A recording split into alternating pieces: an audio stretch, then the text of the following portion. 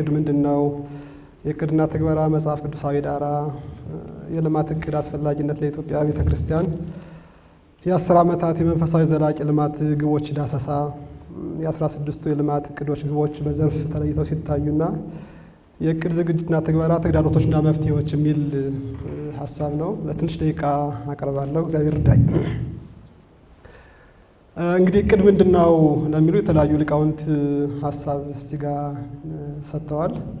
እቅድ ማለት ምን ማለት ምን እንደሚደረግ እንዴት እንደሚደረግ መቼ እንደሚደረግና በማን እንደሚከወን አስቀድሞ የሚወሰድ ሂደት ነው ብሏል አንዱ ሊቅ። እዚህ የምታዩት እቅድ ማለት እውነታን መምረጥና ማዛመድ፣ ስለ ወደፊቱ ግምቶችን ማድረግና መጠቀም፣ እንዲሁም ተፈላጊ ውጤት ለማግኘት አስፈላጊ ተግባራትን አስቀድሞ ማድረግ።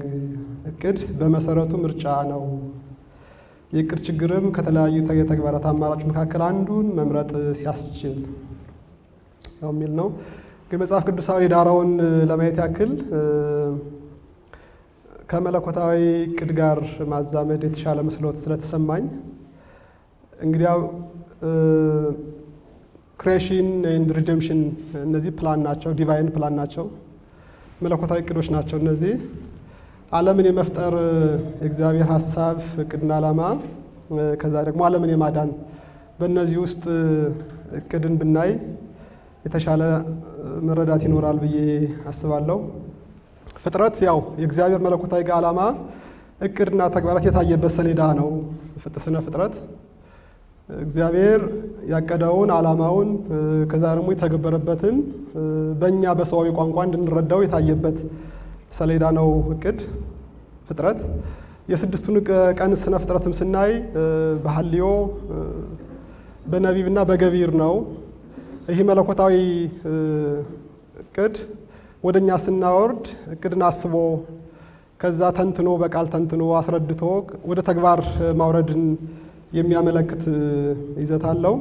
የፍጥረትን ዓላማ መዘው እቅዱን የዚህን እቅድ ዓላማ ስናያቸው ያው ተቀምጧል። ሰውና መላእክት የተፈጠሩበት ዓላማ አለ። ለሃይ ኮሊንግ ነው። ትልቅ ስነ መለኮታዊ ጥሪ ነው። ክብር መውረስ፣ የእግዚአብሔርን ክብር መውረስ፣ ስሙን መቀደስ፣ ይህ ትልቅ ግብ ነው። የትውልድ የስነ ፍጥረቱ ዋና ዓለምን የመፍጠሩ ትልቁ ግብ አይምሮ ያላቸው ፍጥረታት ናቸው ዋናዎቹ የዓለሙ ግብ ማለት ነው። ሌላው እነዚህ ትልቅ ጥሪ ያላቸው ፍጥረታት የሚማሩበት የሚያነቡት ትልቁ መጽሐፍ ስነ ፍጥረት ሌላው ስነ ፍጥረት ነው። ለተጠሩበት ትልቁ ዓላማ የሚያነቡት ትልቁ መጽሐፍ ማስተር ቡክ የሚባለው ሌሎቹ ፍጥረታት ናቸው። እና በዚያ እቅድ ውስጥ ፐርፐዙና ዓላማውን ስነ ፍጥረትን ክሬሽን ፐርፐዙን እናያለን። እዚህ ውስጥ አንድ ትልቁም ነገር የምናየው ነገር አለ። የሰሩትን ስራ ማየት እና መገምገም እንግዲህ ሞዴል ነው ብለናል። ስነ ፍጥረት ሰዎች ሊሰሯቸው የሚችሉትን ሞዴል ማሳያ ሞዴል ስለሆነ እግዚአብሔርም የሰራውን ዘወር ብሎ እንዳየ ያሳያል። በስራው ጉድለት ኑሮበት ሳይሆን ለስነ ፍጥረት ሞዴል አርአያውን እያስቀመጠ ስለሆነ ነው። መልካም እንደሆነ አየ ይላል። የሰራውን ስራ መልካም እንደሆነ አየ። ሰው ብቻውን ይኖር ዘንድ መልካም አይደለም። ለዛ ለእርማቱ ምንድነው የተወሰደው አክሽን ድርጊት ምንድነው? ንግበር ብስተ ዘተረዶ የምትረዳውን እንፍጠርለት የሚል ነው። ይህ ትልቅ የሆነ የእቅድን የትግበራን የሚያሳይ መለኮታዊ ተግባር ነው። እንግዲህ እኛ የምንረዳው ይህን እግዚአብሔር በባህሪ ጉድለት ኑሮበት መጀመሪያ የሰራው ስህተት ኑሮበት የሚለውን አይደለም። እግዚአብሔር እያንዳንዱን ነገር የሚያሳይን አርአያውን ፍለጋውን እኛ በኋላ ልናደርግ የሚገባውን ነገር እየተወልን ስለሄደ ነው እና መልካም መሆኑን አየ። ስለዚህ አንድ ተግባር ከተሰራ በኋላ ይገመገማል ማለት ነው፣ ይታያል ማለት ነው። አዋጭ መሆኑን አለመሆኑ ይታያል፣ ይገመገማል።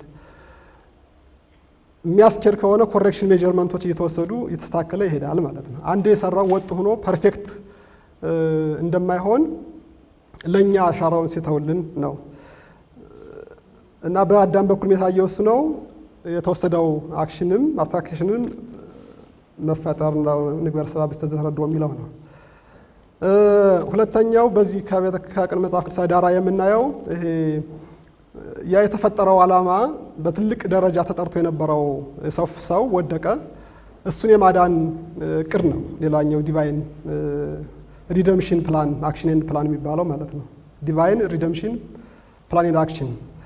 እንግዲህ የቤዛነቱን ስራ በድንገት አይደለም የሆነው፣ በእቅድ ነው። ጊዜ ተወስዶ የ5500 ዘመን በዛ በ5500 ዘመን እያንዳንዱ ምን መሰራት እንዳለበት የተቀመጠለት ቦታና ጊዜ እቅድ አለ። ሁሉም የተከናወነው በአንድ ጀንበር አይደለም፣ በሂደት ነው።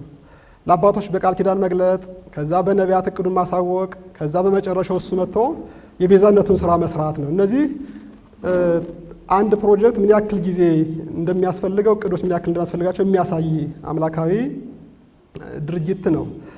እንግዲህ ቤተክርስቲያን የገባችው በዚህ በትልቁ ፕሮጀክት ውስጥ ነው። ቤተክርስቲያን የማዳኑን ስራ የተቀበለችው በዚህ በትልቁ ዓላማ ውስጥ ነው ማለት ነው። በዚህ በመለኮታዊ ትልቅ ጥሪ ውስጥ ነው ቤተክርስቲያን ያን የማዳን ሀሳብ የያዘችው ማለት ነው። እና እሷም ቤተክርስቲያን እየመራች ያለችው ይህንን የመለኮታዊውን ትልቁን ጥሪ ነው፣ ሰው የማዳኑን ጥሪ ነው የያዘችው ማለት ነው ቤተክርስቲያን። የሰው ልጅ ድነት ማዕከሉን ሆና መሰብሰብ ነው። መንፈሳዊ እድገት ቴዎሲስ የምንለው ሰውን ወደ አምላካዊ መጠራት ወደዛ ትልቁ ዓላማ ሰውን መሳብ ነው። ከውጭ ያለውን ስሞ ወደ በረቱ ማስገባት። ይህ እንግዲህ ቤተክርስቲያን እስከ ዓለም ፍጻሜ የምትሰራው እስከ ዘመን ዳርቻ የምትሰራው ስራዋ ነው ይሄ ማለት ነው። ስለዚህ አሁን ይህ እቅድ እንግዲህ በዛ ውስጥ የምንሰራው ያንን ትልቁን ዓላማ ወደ ተግባር ለማምጣት የምናቅዳቸው እቅዶች ናቸው እነዚህ ማለት ነው። አሁን የምንሰራቸው ቤተክርስቲያን እንግዲህ የኢትዮጵያ ኦርቶዶክስ ተዋሕዶ ቤተክርስቲያን የእቅድና ተግባራ ታሪካዊ ዳራ ስናይ በዘመኑ አይነት ፎርማሊቲ አናገኘው። ይሄ አቅዶ በዚህ ተደርጎ ተጽፎ ይሄ ይደረጋል የሚል እቅድ አናይም ከዚህ በፊት የነበረው። ያ ማለት ግን በእቅድ አይሰሩ ማለት ግን አይደለም። ስለዚህ ሞዳሊቲ የተለየ ነበር እንደማለት ነው። ትልልቅ ስራዎች ዓለም የሚያደንቃቸው፣ ዓለም የሚያወድሳቸው፣ የሚደነቅባቸው ትልልቅ ስራዎች በዚህ በክርስትናው ዘመን እንኳን ወደ 2000 ዓመት ስትጓዝ በጣም በርካታ ስራዎች ተሰርተዋል። እነዚያ ስራዎች ግን ያለ እቅድ ዝም ብሎ በአርቢትራሪ ተሰሩ ማለት ግን አይቻልም። ነገር ግን አሁን ዘመናዊው እቅድ እንዳለው ፕላን ወጥቶለት በዚህ ቀን ይህ ይሰራል ተብሎ ተጽፎ ግን የተሰራ እንደዚህ አይነት ታሪካዊ ዳራዎችን አናገኝም። እና የኔ ግምት የቅኔ ተማሪ አይምሯዊ ፕላን አይነት እቅድ እየተጠቀሙ እንደነበረ ይሰማኛል። ተጨባጭ አይነት ማስረጃ ባይኖረኝም የቅኔ ተማሪ 3-4 ሙሉ ቤቶችን ሲዘርፍ አንዱ ከአንዱ አይምሮ ክፍተት ሳይፈጠርበት ሳይረሰው ፕላን የተደራጀ ፕላን አይነት እቅድ አለው በአይምሮ ውስጥ ፕላን ይሳላል ማለት ነው። ማይንድ ማፕ የሚባለው አይነት ማለት ነው። እንደሱ አይነት የተከተሉ ይመስለኛል የተጻፈ። አሁን ዘመኑ የሚከተለው አይነት ሞደርን የፕላንና እቅድ አይነት ሳይሆን ይህ በአይምሮ የሚሰራና በመግባባት የሚፈጠር አይነት የሚሰራ አይነት ፕሮጀክቶች እንዳሉ ይሰማኛል። አሁን የዓለሙ ደግሞ ልክ እንደ አርቲስት ያለውን አርቲስት ጽፎ ነው የሚተውነው የዓለሙ ዘመን ደግሞ ማለት ነው ሞደርናዊ ወርልድ ያለው። ስለዚህ በዚህ አይነት መንገድ ያለ ይሰማኛል። ምናልባት በኋላ ብዙ አባቶችና ሊቃውንት ስላሉ ያስተካክሉኛል ብዬ ተስፋ አደርጋለሁ። ግን አሁን ወደ ዘመናዊ ዓለም ስንገባ ግን የተጻፉ በእነ አቡነ ቴዎፍሎስ ዘመን የተጻፉ እቅዶች እንዳሉ ግን ይታያል፣ አልፎ አልፎ ይታያል። ምክንያቱም ይህኛው አዲሱ ጄኔሬሽን የገባው ወደዚህኛው ዓለም ስለሆነ ይህን መምራት የሚያስችል የተጻፈ የተሰነደ እቅድና ፕላን ደግሞ ያስፈልጋል ማለት ነው። ዘመኑን የሚዋጅ ባለንበት ዘመን ልክ የሚመጥን። ምክንያቱም የኛ ትውልድ የትናንት ነው ትውልድ ስላልሆነ የትናንት ነው አይነት ትውልድ ስላልሆነ እንደዚህ አይነት ነገር ያስፈልጋል ነው። የእቅድ አስፈላጊነትን ስናይ እቅድ አቅጣጫ ይሰጣል። ያው እንደሚታወቀው በመጽሐፍ ቅዱስ ትንቢተ ዕንባቆም ላይ ሁለት እንደምናየው ራእዩን ጻፍ በጽላትም ላይ ግልጽ አድርገህ ጻፈው ይላል። ያው እቅድ ብክነትን ይቀንሳል። የታቀደ የሚሰራ ነገር የሚባክነውን ነገር ያስቀራል። ያልታቀደ ነገር ግን ብዙ ጉልበቶች ይባክናሉ፣ ብዙ እውቀቶች ይባክናሉ፣ ብዙ ሀብት ይባክናል። ልክ አሁን እየባከነብን እንዳለው ማለት ነው። በጣም በርካታ እውቀቶች አሉ፣ በጣም በርካታ ምሁራን አሉ። ግን ታቅዶ ባለመሰራቱ ምክንያት እየባከነ አይነት እንዳለብን እንደዚህ አይነት እንትን ይታያል። እቅድ ለወደፊት ዝግጅት አቅምን አሰባስቦ ምን መስራት እንዳለበት ያግዛል። እቅድ ስኬትን ያመጣል። መጨረሻ ላይ ኃይልን አጠራቅሞ በአንድ ማፍሰስ ወገን ከወገኑ አድርጎ በብልት በብልቱ አድርጎ ማፍሰስ ወደ አንድ ግብ እንዲፈስ ያስችላል። እነዚህ ሁሉ የእቅድ አስፈላጊነትን የሚያሳይ ናቸው። የልማት እቅድ አሁን ለኢትዮጵያ ቤተክርስቲያን ለምን ያስፈልጋታል ለሚባለው አሁን አንደኛ እየኖረች ያለችበት ዓለም ይህን ስለሚፈልግ የግድ የታቀደ ነገር ስለሚፈልግ በእቅድ በፕላን የማይመራ ነገር ችግር ውስጥ ስለሚወድቅ ሀብቱ ስለሚባክን ሀብቱ ከመባከኑ ስለሚጠፋ ይጠፋልም ጭምር። ስለዚህ ኢትዮጵያ ኦርቶዶክስ ተዋሕዶ ቤተክርስቲያን ደግሞ አገር ስለሆነች ከ60 ሚሊዮን በእንግዲህ አቨሬጅሊ ኢንተለጀንስ ገስ ብንወስድ ከ60 ሚሊዮን በላይ ተከታይ ያላት እጅግ ብዙ ገዳማት ብዙ የአባቶቻችን ስራዎች ያሉባቸው ገዳማት ያሉባት በጣም በርካታ የተማረ የሰው ኃይል ያለባት ብዙ ሪሶርስ ያለባት የዓለም እውቀት የተከማቸባት የዓለም እውቀት ስል እንግዲህ በጣም ብዙ ህዝብ አላት። ያ ህዝብ ማለት የዓለምን እውቀት ይዟል ነው። የዓለም እውቀት በአማኞቿ መካከል ስላለ ያ ሁሉ እውቀት ወደ ጥቅም መቀየር ስላለበት እቅድ ያስፈልገዋል። ያንን ወደሚያስፈልገው ግብ ለማፍሰስ እንግዲህ ቤተክርስቲያን በትልቁ መለኮታዊ እቅድ ውስጥ ስላለች ያንን ተልኳን እንድትወጣ እነዚህ ነገሮች ተቀናጅተው ወደዛ መፍሰስ ስላለባቸው ማለት ነው። ይህም በሀገር ቤትም በውጭ ሀገርም የኢትዮጵያ ኦርቶዶክስ ተዋሕዶ ቤተክርስቲያን እንደ ዘር የተዘራች ስለሆነች ስለዚህ በየቦታው ያለውን አቅዶ በዓላማው እንዲወጣ ማድረግ የግድ አስፈላጊ ስለሚሆን ይህም ቤተክርስቲያን ሀገራዊ ብቻ ሳትሆን ዓለም አቀፋዊ እንድትሆን የሚያደርጋት ስለሆነ ካላት የሰው ኃይል ካላት ሪሶርስ ዘመን ጠገብ ሀብት ያላት እንደመሆኗ መጠን አቅዶ ያንን ነገር ለተገቢ መዋል አስፈላጊ ስለሚሆን ነው። እንግዲህ አበው እንደሚሉት የሚደርስበትን የማያውቅ የሚሄድበትን አያውቅም ይላሉ። እንግዲህ እቅድ ከሌለን አሁን የት እንደምንሄድም ስለማናውቅ ማለት እቅድ ወይ እንደ አባቶቻችን ልባችን የተሰበሰበ የምንሄድበትን የምናውቅ አይምሯዊ ንድፍ ያለን ከሆነ ላይቸግረን ይችላል። አሁን ግን ዝሩ ነው። በብዙ መረጃዎች ሰው የተበተነ አይምሮ የተበተነ ያለበት ነው። በጣም በመረጃ ኦቨርዶዝ ሰው ጧት ያሰበው ማታ የማይደግምበት ስለሆነ አሁን የተጻፈ የተሰነደ አቅጣጫ መሪ የሚያስፈልግበት ዘመን ስለሆነ ነው። ስለዚህ ዛሬ መድረሻችን ካላወቅ መሄዳችን ስለማናቅ እግድ ያስፈልገናል ነው። የእቅድ አይነቶችን ስናይ እንግዲህ እንደ እቅድ ስናቸው እቅድ በቦታ አድማስ በሚዘጋጅበት አካል በአዘጋጆች ተከፋፍሎ የአጭር የረጅም ዘመን ተብሎ እቅድ ተከፋፍሎ ሊሰራ የሚችል ነው። እቅድ ያው ለዚህ ብዙ ሰው እንግዳ አይሆንም። እንግዲህ አሁን እንደዚህ ካላቀርን የሚያመላክቱን አደጋዎችም አሉ። አቅደን ማንንቀሳቀስ ከሆነ በዚህ ዘመን ቴክኖሎጂ በበዛበት በርካታ ጉዳዮች ባሉበት ብዙ ውጣ ውረዶች ባሉበት ህሊናችን በሚበተንበት ዘመን አቅደን ማንንቀሳቀስ ከሆነ ሊደርስብን የሚችለውን አደጋ የሚያመላክቱ ምልክቶች አሉ። እንግዲህ አሁናዊ ውስጣዊና ውጫዊ ትንተናዎችን ስናይ ራእዩን ስናይ የኢትዮጵያ ኦርቶዶክስ ተዋሕዶ ቤተክርስቲያን ዓለም አቀፋዊት አገልግሎቷን ለሁሉ በማዳረስ በሁሉም ዘርፍ ጎልብታ አንድነቷና ልዕልናዋ ተጠብቆ የሰው ልጆች የእግዚአብሔር መንግስትን ለመውረስ የተዘጋጁ ሆነው ሲኖሩ ማየት ነው። እንግዲህ ቤተክርስቲያን ትልቁ ጥሪዋ መንግስተ እግዚአብሔርን ለትውልዱ መንገር ማውረስ እና ወደዛ ወደ ተቀደሰው መንግስት መጥራት ነው ዓላማዋ። እሱን ማየት ነው ትልቁ ራእይ።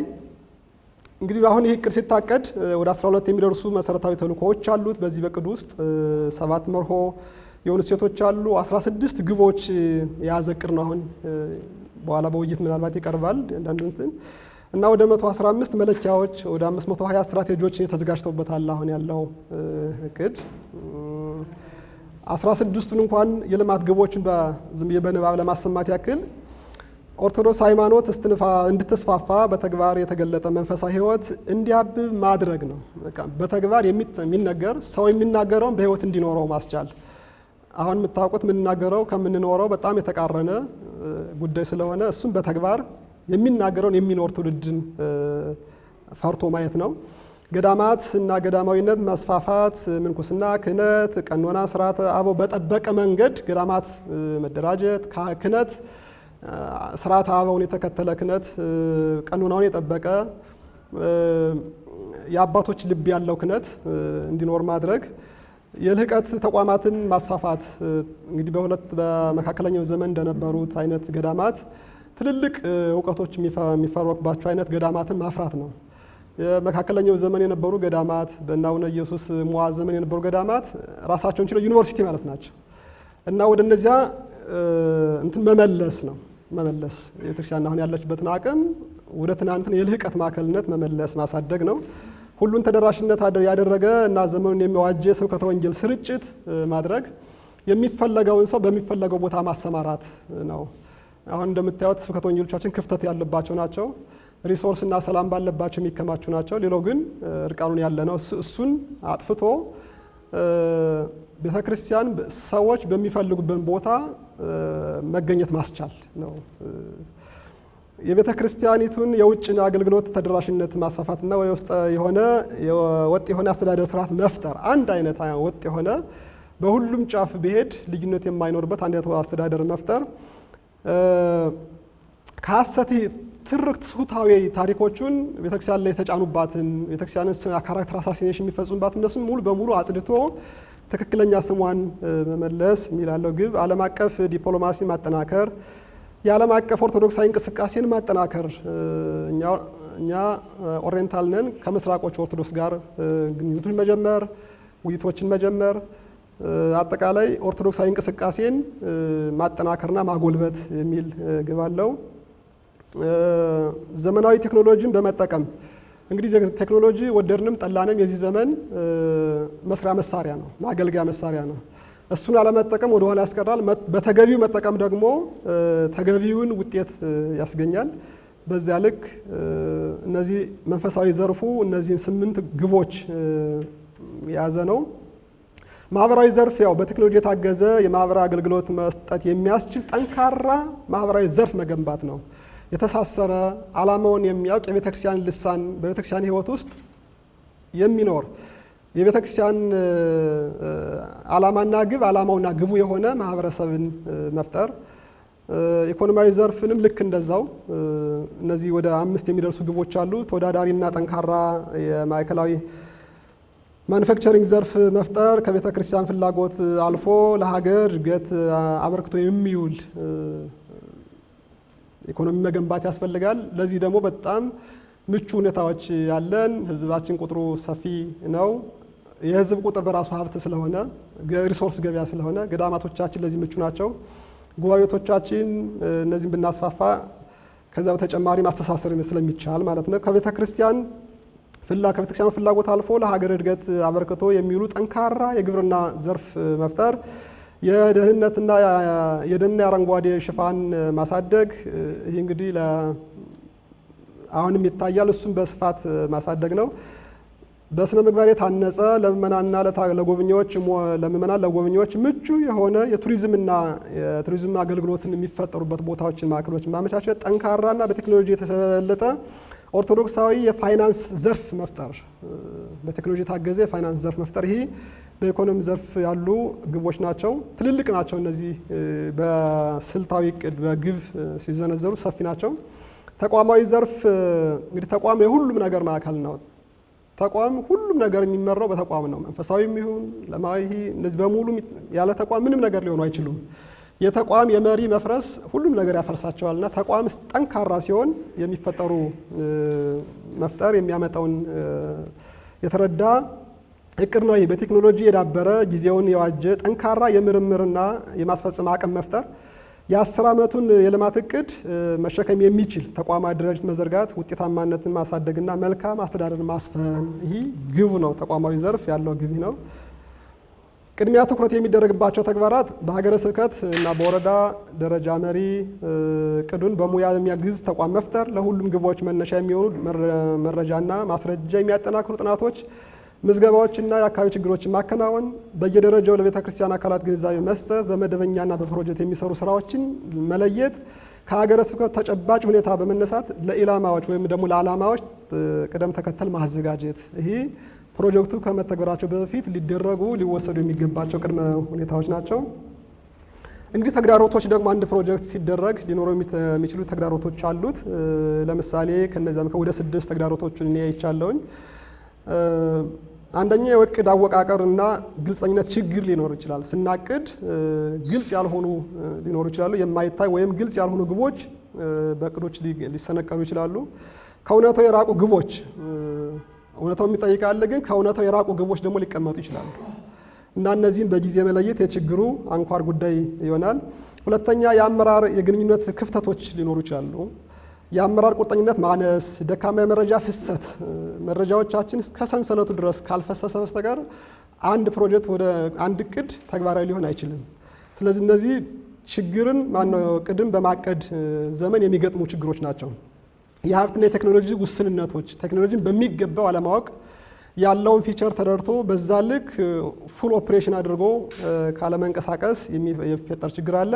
የበጀት እጥረት፣ የቴክኖሎጂ መሳሪያዎች እጥረት፣ እነዚህ እቅዶቻችን በትክክል እንዳይሳኩ ማነቆዎች ሊሆኑ ይችላሉ ማለት ነው። ማነቆዎች ሊሆኑ ይችላሉ። አራተኛው የሰው ኃይልና ባህላዊ ተግዳሮቶች ደግሞ ሊገጥሙን ይችላሉ። ለምሳሌ የባለቤትነት ስሜት መጥፋት ሊሆን ይችላል። አሁን እንግዲህ እዚህ በፊትም ታቅዷል፣ የትም አልደረሰም፣ ምን አገባኝ አይነት የደከመ ስሜት ሊመጣ ይችላል። የክህሎትና የልምድ እጥረት፣ እነዚህም በሰው ኃይልና በሚፈቱ ተግዳሮቶች ሊኖሩ ይችላሉ። ለውጥን የመፍራት ባህሪም በእንደዚህ አይነት ትልቅ አዳዲስ እውቀቶች ላይ ይፈጠራል። ለውጥን የመፍራት ባህሪ በሰው ኃይልና በባህላዊ ተግዳሮቶች ውስጥ የሚካተት ችግር ነው። 5 የውጭ ተጽዕኖዎችም ደግሞ ይኖራሉ። አንድ እቅድ ለውጥ የሚያመጣ እቅድ ላይ ሌላ ውጭ አካላት እንዲሁ አያይም፣ ትሪት መስሎ ሊሰማው ስለሚችል ስጋት ስለሚሰማው እነዚህ እቅዶች እንዳይሳኩ ያቅሙን የሚችለውን ያክል ሊንቀሳቀስ ይችላል። ያልተጠበቁ ሁኔታዎች ይከሰታሉ። በዚህ ጊዜ አንኤክስፔክትድ ኢቨንትስ ሊከሰቱ ይችላሉ። አክሲደንት፣ የተፎካካሪዎች ተጽዕኖ፣ ከኛ እቅድ ጋር የሚፎካከሩ አካላት የሚያሳድሯቸው ተጽዕኖዎች አሉ። እቅዱ እንዳይሳካ የምናቅደው የምንተገብረው ነገር እንዳይሳካ ተጽዕኖ የሚያደርጉ ነገሮች ይኖራሉ። የክትትልና ግምገማ ክፍተት፣ ቅድም እንዳየነው የሚሰራውን ስራ ስቴፕ ባይ ስቴፕ ጊዜ ሳይወስዱ ወዲያውኑ የተሰራውን ስራ እየገመገሙ ደካማ ጎኑን እያጠሩ እያጠናከሩ ጠንካራውን ደግሞ በዛው የበለጠ እንዲጎለብት የማድረግ ክፍተቶች በትግበራ ወቅት ይከሰታሉ። በእቅድ ወቅት እና በትግበራ ወቅት ይከሰታሉ። ተጠያቂነት አለመኖር፣ እነዚህ በፕሮጀክት እቅድን ወደ ተግባር ሲቀየር የሚከሰቱ ጉዳዮች ናቸው። እንደ መፍትሄ አንደኛ ስትራቴጂክ አስተላለፍ እንዲኖር የጋራ ግንዛቤ መፍጠር፣ ኃላፊነትን በግልጽ መለየት፣ የማን ኃላፊነት ነው ይህ ብሎ ተጠያቂነት ቻንስለቱን ሁሉ ማምጣት፣ ተለዋዋጭ አፈጻጸም መኖር አለበት። አነስተኛ ክፍሎች እቅዶች ትልልቆቹ ተሰባብረው ሊፈጸሙ በሚችሉ አነስተኛ ስልቶች ወደ ተግባር መቀየር አለባቸው። ማገገም ያቅድ፣ ምናልባት ያቀድነው እቅድ ችግር ቢገጥመው እንኳን ፕላን ቢ ሊኖረን ይገባል። አንዳንድ ጊዜ ጠንካራዎቹ እስከ ፕላን ሲ ድረስ ይሄዳሉ። እሱ እንኳን ባይኖር ፕላን ቢ ግን ይህኛው ፌል ቢያደርግብን እንዴት እናስፈጽማለን የሚል ፕላን ቢ እቅድ እንዲኖረው ማድረግ፣ የመረጃና የግብረ መልስ ስርዓት ፊድባክ ሉፕስ መፍጠር፣ እነዚህ መፍትሄዎች ናቸው። ወቅታዊ ግምገማዎችን በየሰዓቱ መገምገም፣ ክፍት የሀሳብ ልውውጥ ማድረግ፣ እነዚህ ፕሮጀክቱ እቅዱ ወደ ተግባር ሲለወጥ የሚጠቅሙ ጉዳዮች ናቸው። የሀብት አጠቃቀሙ ውጤታማነት፣ ቅድሚያ የሚሰጠው ቅድሚያ መስጠት፣ ሁሉን አንድ ጊዜ ወደ ተግባር ከማውጣት ይልቅ አስቀድሞ ቅድሚያ ሰጥቶ የትኛው ከዛ እያንዳንድ የመጀመሪያ የተሰራው ሁለተኛው እየደገፈው እንዲሄድ ቼኑን ጠብቆ ወደ ተግባር ማምጣት ይጠቅማል።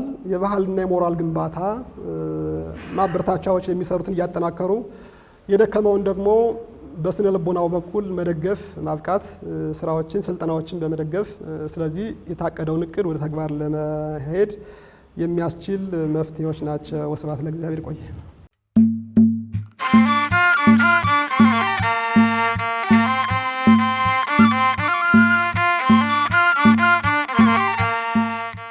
ሁለቱ ዋና የዚህ ፓናል ውይይት ርዕሰ ጉዳዮች በሁለቱ ሊቃውንተ ቤተክርስቲያን ቀርበዋል። የኔ ማሟያ አጠር ያለ ነገር ነው የማቀርበው።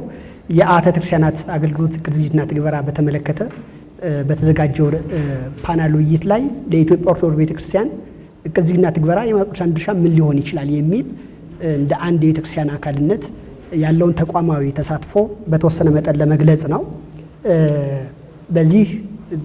በይዘት ደረጃ እነዚህን 3 ርዕሰ ጉዳዮች ነው ለማቅረብ ያሰብነው። አንደኛ መጠነኛ መግቢያ ሰጠን፣ የቅድስት ቤተክርስቲያን የልማት እቅድ ዝግጅትና ትግበራ ሊያደርጉ የሚችሉ ድጋፍ ምቹ ሁኔታዎች ምንድናቸው የሚል እና የአብያተ ክርስቲያናት ተመሳሳይ ማህበራት አገልግሎትና መጨረሻ ማጠቃለያ ለመስጠት ነው ያሰብነው። እንግዲህ የአምልኮተ እግዚአብሔርን ስናስብ በኢትዮጵያ የሰው ልጅ ለማዳን ኪዳን ከገባባቸው በእነዚህ ዘመናት ሁሉ የኢትዮጵያ ቤተክርስቲያን ጥላዋ በዘመነ ብሉይ በሕገ ልቡና በሕገ ኦሪት አምልኮተ እግዚአብሔር በኢትዮጵያ እንደነበረ የሚያሳይ ነው። ይህንን አጽንታ የጠበቀች ቤተክርስቲያን እንደሆነች ማሳየት ነው። ሌላ በቦታ ምናልባት የኢትዮጵያ ቤተክርስቲያን ስንል አሁን ያለውን በጣም አንሳ ያለችበትን አድማስ ብቻ ሳይሆን በቦታ ደረጃ በጣም ብዙ ሰፊ ቦታ ከላይ ከህንድ ከታች አፍሪካ ብዙ ሀገራት በኢትዮጵያ ስም ይስጠሩ እንደነበረ እናውቃለን። ለዚህ ምስክር የሚሆኑ አርኪኦሎጂካል የሆኑ ጉዳዮች ዛሬ በአደባባይ ቢካዱም በመሬት ላይ ያሉ አንዳንድ ለምሳሌ እዚህ ጋር የምትመለከቱት ሱዳን ውስጥ ኑቢያ በተገኘ የአርኪኦሎጂ ምርምር የኢትዮጵያን የቤተክርስቲያን ስዕሎች የሚያሳይና የኢትዮጵያ ቤተክርስቲያን አሻራ የሚያሳይ ነገር ነው የምንመለከተው። ሌላ እንዲያው አሁን ባላት ሁኔታ ደግሞ ሰው በተለያየ ምክንያት ወደ ውጭ ሀገር ስለሚሄድ የኢትዮጵያ ቤተክርስቲያን ዲስትሪቢዩሽን ማፕ የወጣው የሚያሳየው ብዙ ዓለማት ላይ የኢትዮጵያ ቤተክርስቲያን አሁንም በልጆቹ አማካኝነትና በአባቶቹ አማካኝነት እንዳለ ለማሳየት ነው። በጣም ይቅርታ እንግዲህ እንትኑ ስለተለሰ ፒዲኤፍ ሲለወጥ እንትን ስላለብን ነው። እንግዲህ ማወቅ ስለሚያስችለው ድጋፍ ብዙ አይነት ድጋፎች አሉ። ከሰዓት አንጻር ለማሳጠር የቤተክርስቲያን ሁለንተናዊ ሚናን ስትወጣ ማየት ነው የማህበሩ ርዕይ። ለዚህ ያለውን ትውልድ ማደራጀት እና ማሰማራት ነው። በዚህ በእውቀት በጉልበት በገንዘብ አስተዋጽኦ ሊያደርግ እንደሚችል በማህበሩ የተያዘ ነው። ሌላ የምናነሳው ነገር ምቹ ሁኔታዎች ምንድናቸው የሚሉትን የተወሰኑት 3-4 ጉዳዮችን አንስቼ ማጠቃለያ ሰጥቼ አጠናቅቃለሁ ማለት ነው። እንግዲህ አንደኛ ያለው ምቹ ሁኔታ ማህበረ ቅዱሳን በቤተክርስቲያን ውስጥ ሰፊ አገልግሎት መዋቅራዊ አድማስ እዚህ ላይ ምስሉ ላይ እንደምትመለከቱት ሰፊ መዋቅራዊ አድማስ ያለው ነው።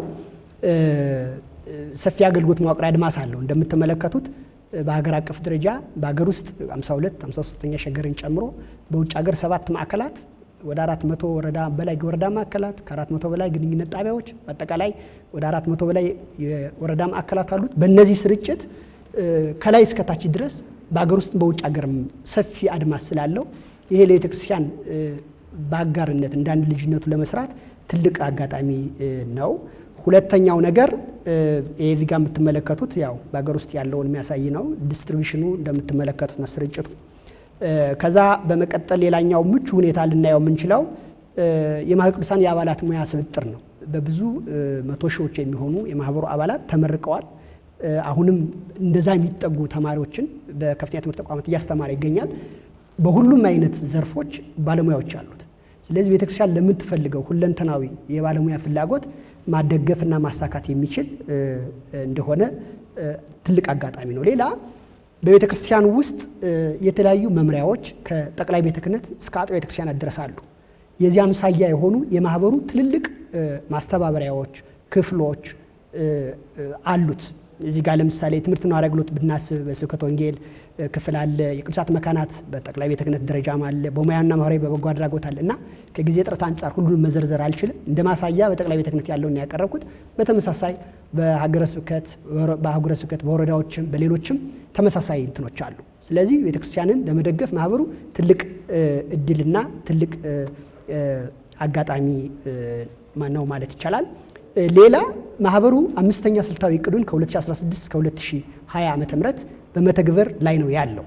እንዲያው ካሁን በፊት ያለፉትን 4ቱን ትተን እንኳን አሁን 5ኛውን ስናይ በተለይ አሁን ቤተክርስቲያናችን በ10 ዓመት መሪ እቅድ ያዘጋጀችውን ስናይ በ3 ዘርፎች የተከፈሉ ናቸው። በመንፈሳዊ ከዛ በተጨማሪ በማህበራዊና በኢኮኖሚያዊ ዘርፍ እነዚህንን ከጊዜ ጥረት አንጻር መምህር ባህረ ጥበባት መምህር ባህረ ጥበብ እንዳቀረቡት ብዙ ስለቀረበ መምህራችን መምህር ዳንኤል ሰፈ ሚካኤልም ከአብያተ ክርስቲያናት ጋር አገናኝቶ የኛ ክርስቲያን ሁኔታ እንደገለጹት በእነዚህ በ3ቱ ዘርፎች ከኛ ስልታዊ ወይም ስትራቴጂክ ኢሹስ እና ስልታዊ ጉዳዮች ጋር የተገናኘ ነው። ስለዚህ ማህበሩ ቤተክርስቲያን የምታዘጋጀውን የምትተገብረው ለወደፊትም ለምታቅደው ትልቅ እድል ነው ማለት ይቻላል። ሌላ ተቋማዊ ዘርፍ አለ። በ4 ናቸው ማለት ይቻላል። እንግዲህ ይሄንን ትልቅ እድል ለመግለጽ ነው። ሌላ በተወሰነ መጠን በተመሳሳይ ሁኔታ የማህበሩ አምሳያ የሆኑ የአብያተ ክርስቲያናት ላይ አሉ። እዚህ የምንመለከታቸው የኮፕቲክ፣ የአርመን፣ የሲሪያን እና አብያተ ክርስቲያናትን ውስጥ ያሉ የወጣቶች እንቅስቃሴ ነው የምናየው። በእነዚህ ውስጥ ማህበራቱ ከፍተኛ አገልግሎት ይፈጽማሉ። የነሱን የእቅድ ዝግጅትና ትግበራ ላይ ያላቸውን አስተዋጽኦ ስልታዊ እቅድ በማዘጋጀት ቤተክርስቲያን የሚያስፈልጋትን ኒድ አሰስመንት የልማት የመንፈሳዊ ማህበራዊ ኢኮኖሚያዊ እና ተቋማዊ የሚያስፈልገውን ለውጥ ከምዕመናን እና ቤተክርስቲያን ተጠቃሚ ከሆኑ አካላት ያለውን ፍላጎት በመለየት ከዛ በተጨማሪ ዝግጅት ስልታዊ ሆኖ እቅድ በጠቅላይ ደረጃ ቢዘጋጅም እነዛ መተንተን ተለይተው በአመት በሩብ አመት በጊዜ መወሰን አለባቸው። እነዚህንን አነስ ባለ ጊዜ ጭምር ማለት በሎንግ ተርም ብቻ ሳይሆን በአኑዋል ፕላን ሳይቀር በመደገፍ ከዛ በተጨማሪ በዝግጅቱ ውስጥ የሚያስፈልገውንን የሐሳብ ከማመንጨት ባለፈ የገንዘብና የመሳሰሉትን አስተዋጽኦ በማድረግ ይሰራሉ ማለት ነው። ስለዚህ አጠር ለማድረግ ከዚህ እነዚህ ሶስት ዋና ጉዳዮች ካቀረብን በኋላ እንደማጠቃለያ ከማህበረ ቅዱሳን አንጻር ልናቀርብ የምንችለው ነገር ምንድነው? አራት ማጠቃለያ ሐሳቦች ነው ለማቅረብ የፈለግነው። አንደኛው አሁን ላለውም ሆኖ ለወደፊት ለሚዘጋጁ የቤተክርስቲያን እቅድ ዝግጅት፣ ትግበራ፣ ክትትል፣ ግምገማ ከጠቅላይ ቤተ ክህነት እስከ አጥቢያ በየመዋቅሩ እንደ ተቋምና እንደ አንድ ምእመን ማከናወን ያለብንን መረዳት እና መፈጸም ይጠበቅብናል። ሌላ ማህበረ ቅዱሳን በየደረጃው ባሉት መዋቅር የትግበራው ዋና ኃይል ስለሆነ አባቶች እንደ ልዩነት እንዲያዝና አባትነት አባላትም በገንዘባቸው በእውቀታቸው በጉልበታቸው እንዲያግዙ ሐሳብ በምክር ትጸናለች እንደሚል መጽሐፈ ምሳሌ ምዕራፍ 20 ቁጥር 18 እንዲል የቤተ ክርስቲያን እቅድ በምክክር ላይ ንቁ ተሳታፊ እንድንሆን የዚህ አምሳያ የሆኑ መርሃ ግብራት በተለይ ዛሬ በዚህ ትልቅ ፓናል ውይይት ላይ የተገኛችሁ አባቶች አላችሁ፣ ከቤተ ክርስቲያን የሰንቶች አንድነት አባላት አስተባባሪዎች አላችሁ፣ ሰንቶችን ወክላችሁ የመጣችሁ አላችሁ፣ ጥናትና ምርምር ላይ ያለን ሰዎች አለን። ስለዚህ ይሄንን በየደረጃው በማስፋትና የበለጠ ህዝቡ እንዲነጋገርና ተሳታፊ እንዲሆን ይሄን ብቻ አሁን ያለውን መሪ እቅድ በመፈጸም ብቻ ሳይሆን በየጊዜው እያስተካከሉ ማከናወን እንድንችል ለማሳሰብ፣ ሌላ ነባራዊ ሁኔታዎችን ያማከለ የዘርፍ ልየታና ምክሮችን ማድረግ፣ አካባቢያዊ የትግበራ ስልቶችን መንደፍና መተግበር። አሁን በቤተክርስቲያናችን ያለው የ10 ዓመት መሪ እቅድ ጥቅል ነው። እንደየአካባቢው ሁኔታ በቁጥር በጊዜ በአመት በሩብ ዓመት እንዲመወሰን ይጠይቃል። እንዲህ በሚደረገው ስራ ሁሉ የቤተክርስቲያን አካል ስለሆን በየድርሻችን የሚቻለን እንድንሞክር ነው። ማህበረ ቅዱሳንም ይህንን የተመለከቱ ጉዳዮች ቅድም እንደተናገርኩት ወደ 5ኛ ጊዜ ነው ይህን ስልታዊ እቅድ አዘጋጅቶ እየተገበረ ያለው የራሱን። ስለዚህ ከልምዱ ለሌሎች የቤተክርስቲያን አካላት የሚያስፈልገውን ድጋፍ መስጠት ይችላል። ይህንን ለመግለጥ ነው። ካለን አጭር ሰዓት አንጻር ይበቃል። ወስብሐት ለእግዚአብሔር።